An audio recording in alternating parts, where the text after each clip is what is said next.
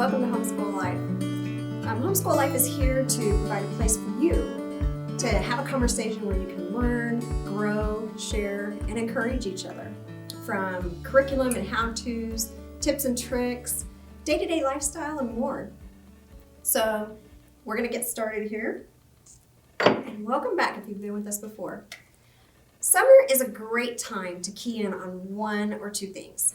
It helps to keep the kids' minds learning and in a little bit of a routine, so there's no learning loss there.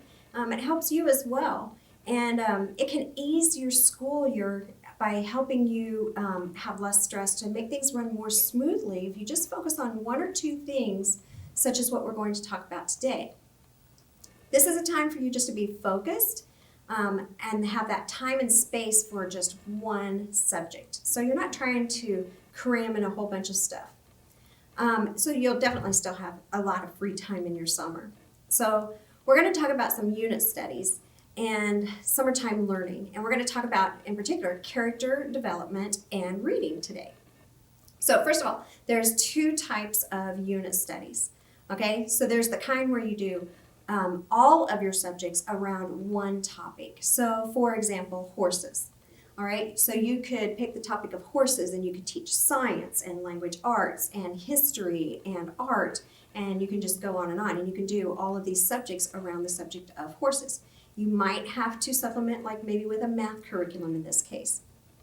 Then there's also unit studies that is where you're just focusing on one subject and you're just learning about one thing, such as money or character development or reading. So this is something that is applicable to all ages and different stages of maturity and development. And so you can teach it to your whole family at the same time. Excuse me, you just teach it on their developmental level, so you make it age appropriate.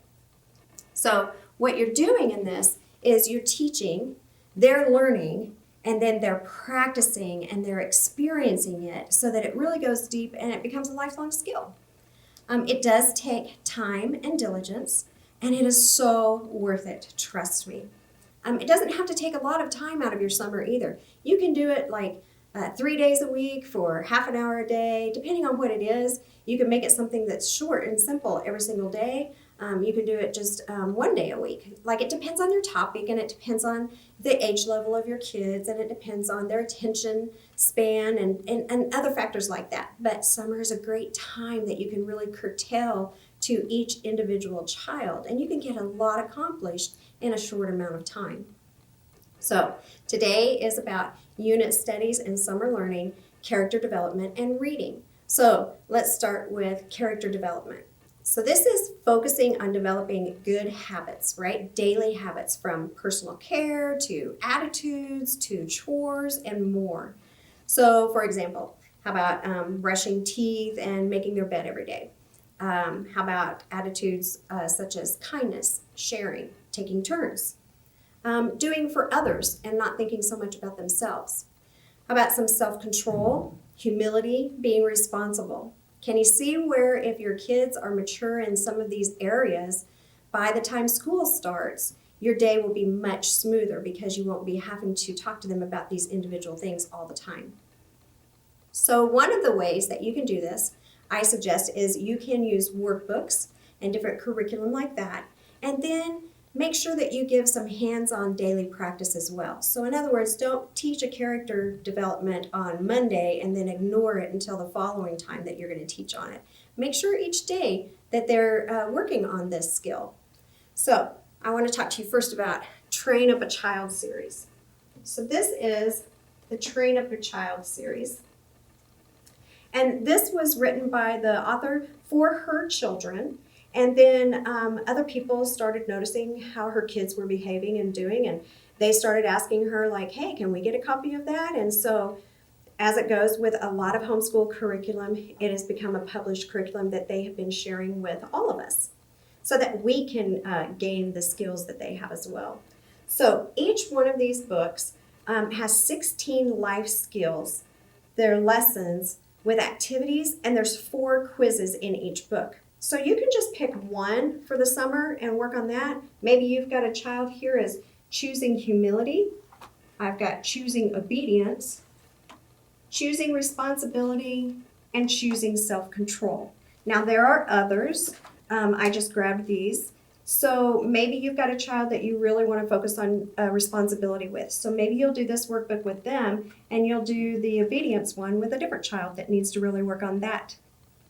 So whether you do the same book with all of your kids or you do separate ones with each one of them, that's really up to you.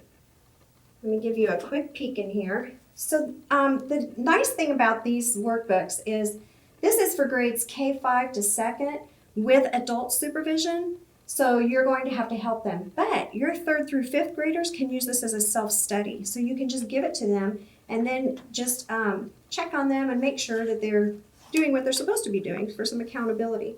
So here gives you a quick look inside. Here's lesson 1 about obeying your parents. And as you can see, it's just a little bit of, and that's it. That's all of lesson 1. So they're short lessons, but they're meaty. They're life skills that kids need to learn so that they can be better people and that your household will run smoother. So this is called an in-depth independent Bible curriculum for children. And so this is one way that you can teach your elementary school children. Now, for your teenagers and your preteens, she has written, this is one of the books I grabbed, Godly Relationships. Now this is for preteens that would require some adult supervision, but your teenagers can use this as a self-study as well. And so again, let me open up here. This is going to talk about things such as spending time with God, praising and worshiping, obeying, putting your money where your mouth is, relationships with parents, sibling relationships, relationships with authority figures, choosing godly friends, and boy-girl relationships. And then there's others as well. So here begins lesson 1.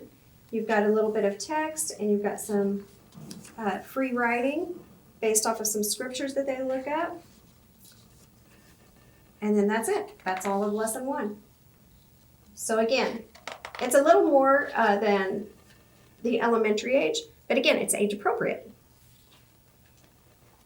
So that is those two. Now, Parables does a great job as well, writing some curriculum for character development and character training. So personal help for girls, let me show you this one first. This is for ages 9 and up. This has 20 real-life lessons with activities and discussion questions for you to have with your children afterwards. Now this goes into a little more detail. There's a lot more topics. That's what I want to say. There's a lot more topics here. Again, there's 20 lessons. How does a feminine girl speak? Taking care of your physical form. Cleanliness is next to godliness. What is true love? Laziness. You are capable. Friendships. Hospitality. Those are just some of the topics. So let's look. Here's chapter 1. So this one you're going to spend a little bit more time with your kids with because it just has a little bit more information. And that is chapter 1. So as you can see, you've got black and white, some really neat antique pictures, and then the discussion questions here. So not so much activity, but a lot of meaty discussions. And then for boys, they've written lessons and responsibilities for boys. This is level 1, so this is for ages 6 and up. And so you're going to see it's going to have much bigger print because it's for younger children. So this goes a week by week. Here we go. It is 30 weeks. And so it goes from responsibility with your stuff, responsibility in your siblings, responsibility in your parents, responsibility in the TV, responsibility in video games, taking care of your temple, exercising, responsibility in your chores. Those are just a handful for you. So here's a look at lesson 1, week 1. And again, it's nice and simple, and that's it. But again, it gives those core things.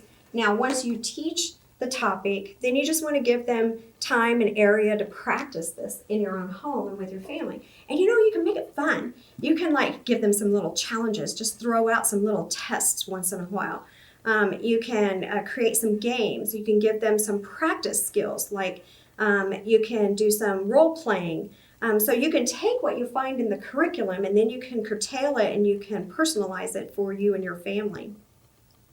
So sprinkle in some fun and games and make it something that everybody looks forward to.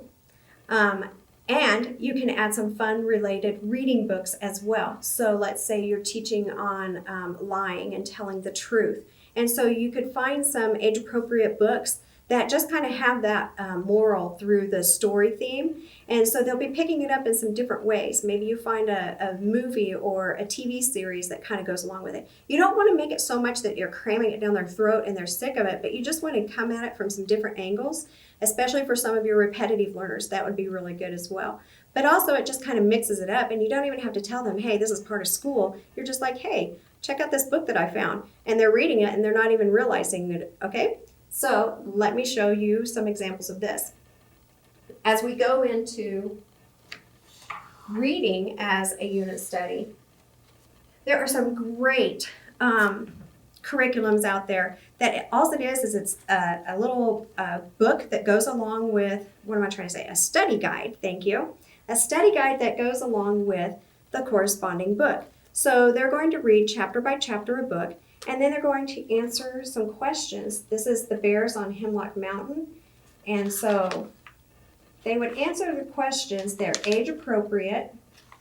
This starts like kindergarten to second grade. Can't hold both these at the same time.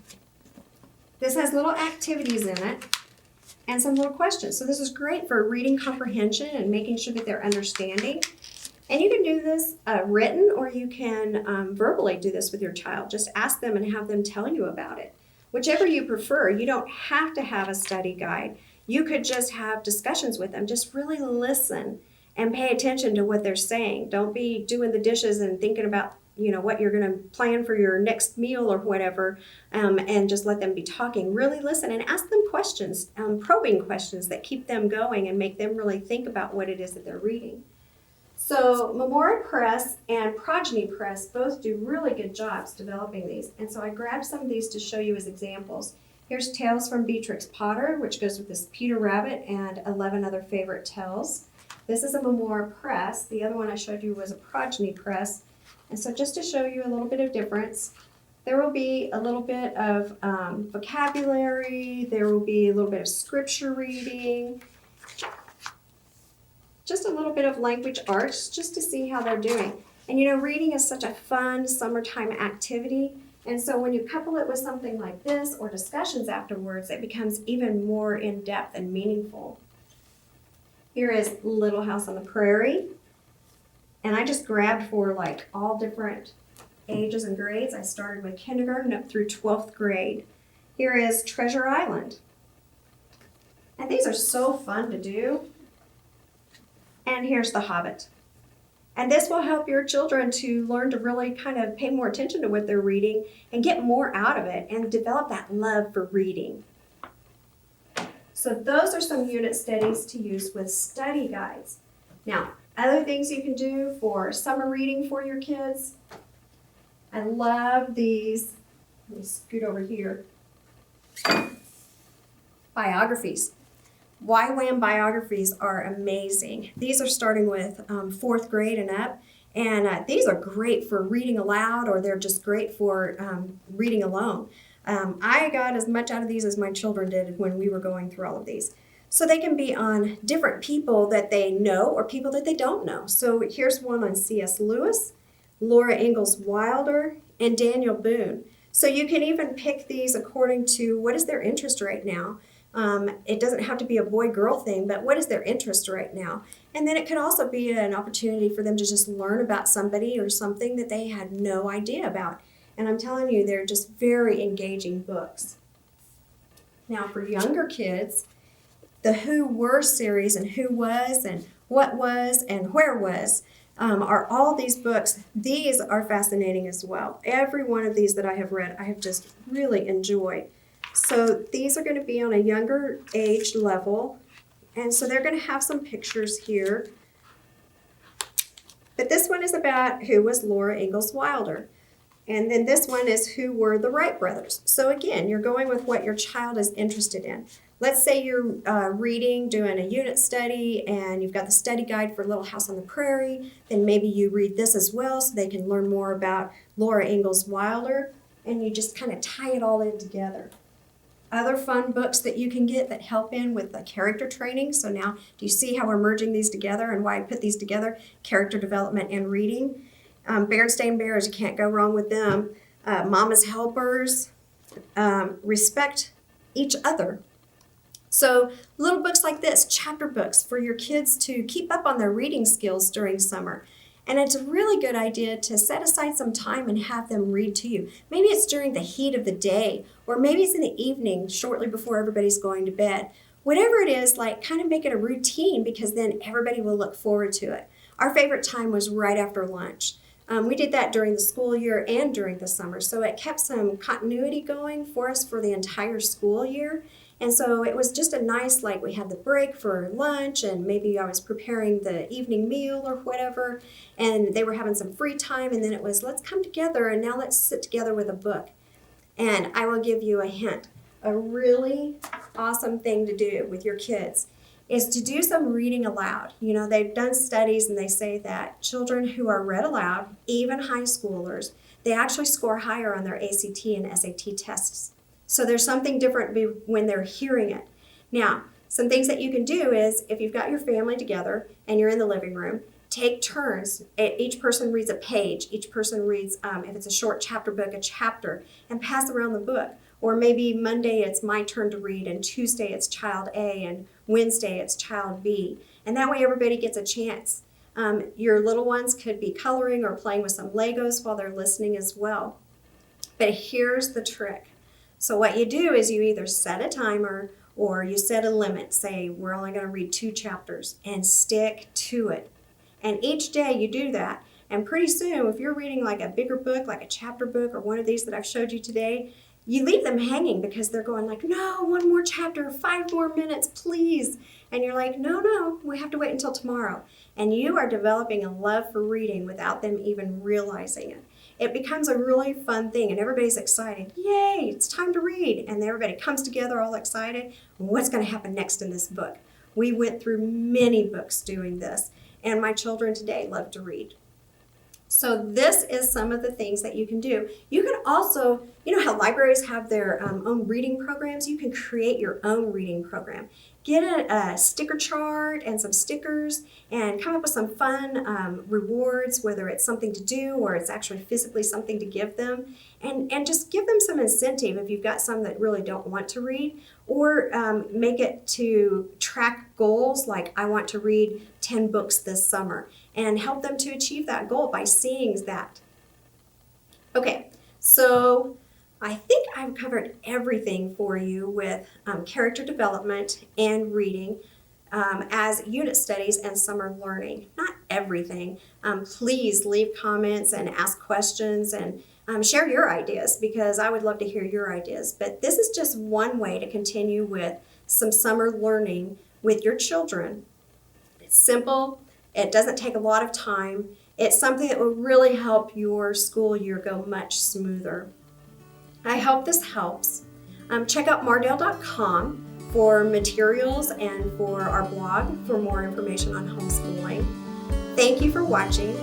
Have a great day and enjoy your homeschool life. Bye for now.